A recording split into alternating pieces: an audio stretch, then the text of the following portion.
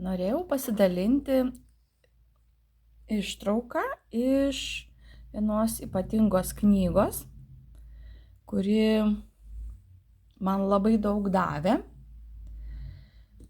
Aukštos vibracijos sudegins tą blogį, senus įpročius, senas tiesas ir jūs išsigryninsite. Tikrasis aš yra nuostabus. Jis yra švytinčios vaivorykštės ugnis.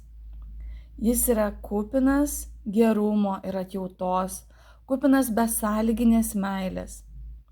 Kad ir koks žmogus būtų, jis turi tikrąjį aš, esybę, kurio energijos išliks aukštų vibracijų, tai dieviškos dalelytės buveinė. Tai aukščiausiosios sąmonės buveinė ir ta buveinė yra aukštų vibracijų. Bet kuris žmogus gali tapti geras, sąmoningas, kūrybingas.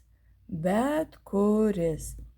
Taigi, visiems mano prenumeratoriams kviečiu įsigyti knygą.